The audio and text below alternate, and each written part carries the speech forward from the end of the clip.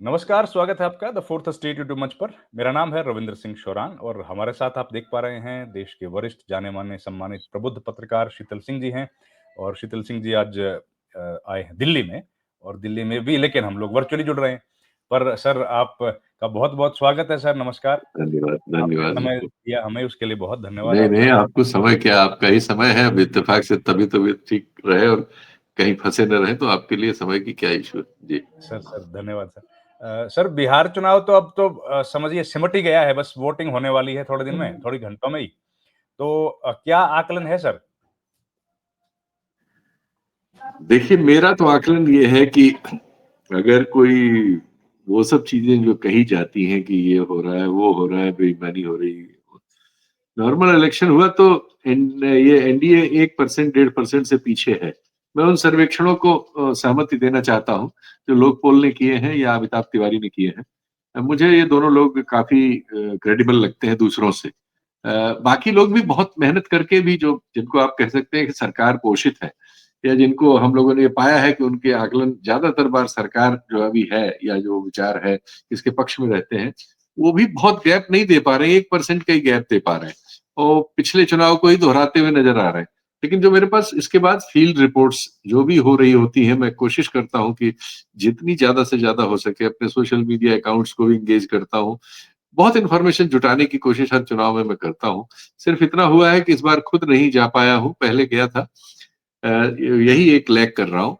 लेकिन वो मैं स्वीकार कर लेता हूँ कि उसकी वजह से त्रुटि थोड़ी बहुत हो सकती है, लेकिन मुझे लगता है कि तेजस्वी 1% से तेजस्वी वाला मोर्चा जो है महागठबंधन, वो 1 डेढ़ % से आगे तो फिलहाल है।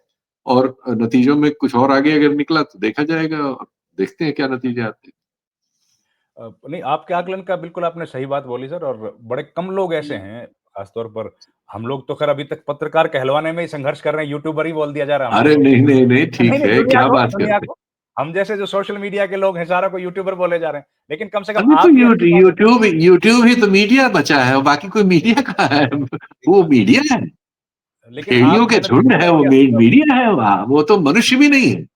तो अजीब लोग हैं, पता नहीं क्या कर रहे हैं। उसको मीडिया कह रहे हैं, उनको शर्म भी नहीं आती किसी एक पल भी। कमाल है। अब लोकसभा चुनाव में भी आपने खूब घूमे, कई क्षेत्रों में गए, पंजाब में भी गए, फिर हरियाणा में तो मैंने देखा ही था खैर। और उसके जी। बाद भी आप कहीं घूमना काफ़ी रहता है। एक बार आप गए बिहार इस चुनाव में से पहले।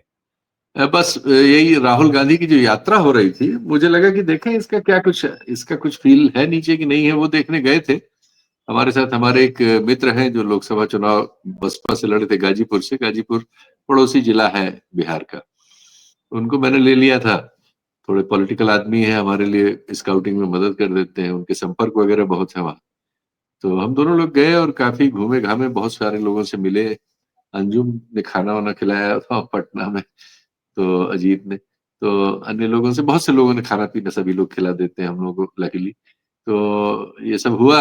आपने भी एक बार खाना खिलवाया था, आपके साथ घूमने गए हम थे क्या तो। खिलाएँगे सर, हम क्या तो बड़ा अच्छा रहा था, उससे जो मिला वही थी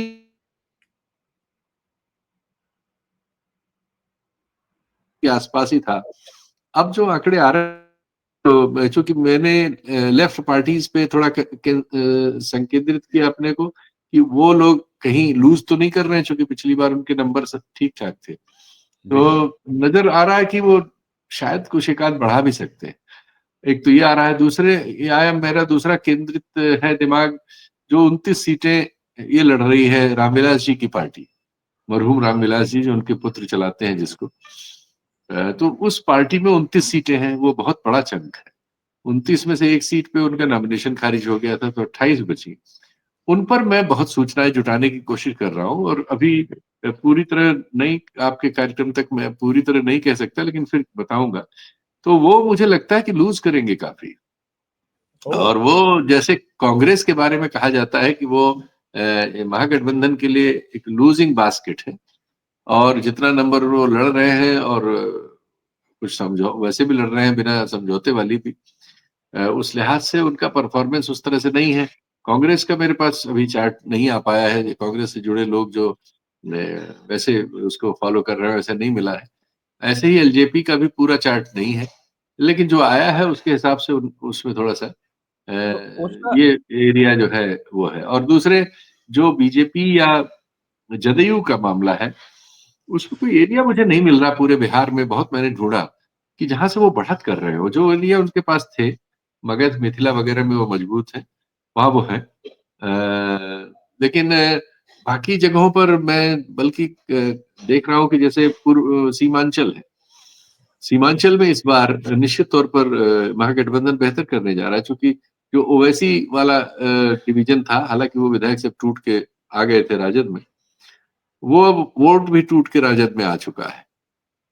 तो वो एक एरिया है जिसमें दूसरों को वहाँ एक सीट पे चंद स्वराज का चांस लग सकता है, लेकिन वो एक ही सीट है जिसमें तस्लीमुद्दीन के दोनों लड़के लड़ रहे हैं और दूसरे लड़के को थोड़ा सिंपैथी मिल रही है, चूंकि पिछली बार भी वो हार गया था।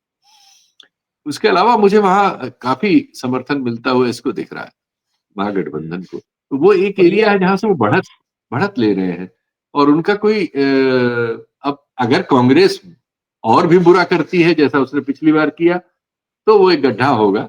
लेकिन अगर कांग्रेस की अभी मेरे पास मोटी-मोटी सूचनाएँ हैं। वो ये बता रहे हैं कि नहीं-नहीं अब एक आध सीट बढ़ाएँगे ही, 19 थी, 20-21 तो होनी ही चाहिए, हो सकता है और ज़्यादा हो। कुछ लोग और उत्साह दे रहे हैं, लेकिन मेरे पास अभी डाटा नहीं, इसलिए मैं बहुत आधिकारिक तौर पे उसपे कमेंट नहीं करूँगा। लेकिन बस ये ज़रूर कह रहा हूँ कि यदि वो गड्ढा और बड़ा हो जाता है, तो ज़ाहिर है कि एडवांटेज एनडीए। और अगर कांग्रेस अपने पुराने रिकॉर्ड पे जो उसका पिछले विधानसभा में था, उससे एक आध सीट बढ़ाती है, तो ये एडवांटेज महागठबंधन को है, चूँकि बड़ा क्लोज़ इलेक्शन पिछला भी था। जी। आपने बड़ी इंटरेस्टिंग बात कही सर कि लोजपा कमज़ोर पड़ रही है। लोजपा की सीटों पर इसलिए कि वहाँ एक नारा चल रहा है, जिसकी सफाइयाँ लोग दे रहे हैं, लेकिन वहाँ एक नारा चल रहा है कि तीर और लालटेन एक है। पिछले अच्छा। चुनाव में चूँकि लोजपा ने नीतीश कुमार की सीटें कम करने के लिए ये ओपन ट्रुथ है, सबको पता है। सब इसको जानते स्वीकार कि उनको खड़ा किया गया था इसलिए कि वो अलग से लड़े और इसकी सीटें कम करें नीतीश कुमार की। बीजेपी ऐसा चाहती थी और वो करने में वो सफल रहे, कई सीटें उन्होंने खराब की। तो इस बार कहा जा रहा है कि नीतीश कुमार की ओर से निर्देश है और उनकी उस टीम की जो उनके साथ अभी वफादार है, उसकी ओर से वहाँ निर्देश है कि अब की इनको सबक सिखाइए। अब हुँ। ये ना भई ये सब चीज़ें अपुष्ट ही होती हैं। लेकिन ये चीज़ें फील्ड में जो लोग जा रहे हैं, वो कह रहे हैं कि ये नारा चल रहा है। तो अगर ये नारा चल रहा है, तो इस चुनाव में भारी उलटफेर होने वाला है। तब संख्या अनुमान से भी ज़्यादा हो सकती है। लेकिन अगर ये सिर्फ नारा है और कुछ चौराहों पे गप मारने वालों के बीच ही है और इसका मतदाता के लेवल पर कोई असर नहीं है, तब फिर जो स्थिति है वो बनी रहेगी। पर ये तो पुरानी अदावत है ना सर, रामविलास पासवान की और नीतीश कुमार की तो कितने साल पहले जब नीतीश कुमार सॉरी रामविलास की पार्टी को 29 सीटें मिली थी, तो वो इस जी। बात पे अड़ गए थे कि हम तो मुस्लिम मुख्यमंत्री बनाएँगे और उन्होंने नहीं बनने दिया था मुख्यमंत्री नीतीश कुमार को। ज़रूर ये अदावत पुरानी है। वो उन्होंने कई बार ये उछाला, लालू जी के सामने भी उछाला था। वो ये चुनौती देते थे कई बार। तो चूँकि वो पॉलिटिक्स में चाहते थे कि उनकी समाज का और मुस्लिम से कॉम्बिनेशन हो जाए। एक्चुअली सब ये चाहते हैं। इसलिए कि मुस्लिम से एक बड़ा चंक 18% के आस-पास वहाँ पैदा करते हैं। तो 18% वाला जिसमें भी जुड़ जाएगा उसकी ताकत बड़ी हो जाएगी। नीतीश कुमार भी अपने जीवन में ये प्रयास करते रहे। कुछ हिस्सा उनके पास आता भी था, लेकिन वो बहुत छोटा हिस्सा था। मुख्यतः वो वहाँ लालू जी के साथ ही है, मुख्यतः। उसका बहुमत वहीं जाता है। इस बार तो बहुत कंसोलिडेशन है। तो इस वजह से वो स्थिति बनती है कि लालू जी का बास्केट बड़ा हो जाता है, 30% क्रॉस कर जाता है और इसलिए बिहार की राजनीति में सबसे बड़ा बास्केट अगर किसी इंडिविजुअल या किसी पॉलिटिकल ग्रुप के पास है, तो वो लालू यादव है और उनकी पार्टी है। बाकी लोग जो है जोड़-घटाव करके अपने को बड़ा करते हैं। बीजेपी इसमें ज़्यादा बेहतर ढंग से संयोजित कर पाती है और एक्चुअली समझ-जातियाँ करती हैं, चूँकि वो लालू जी को रोकने के लिए नीतीश कुमार को ज़िंदा रखती हैं। और नीतीश कुमार इस सिचुएशन को जानते हैं, इसलिए वो हमेशा एक तलवार डर के लटकाए रहते हैं कि मुझे मुख्यमंत्री नहीं बनाया तो मैं उधर चला जाऊँगा। वो तलवार उन्होंने इस चुनाव में भी लटका रखी।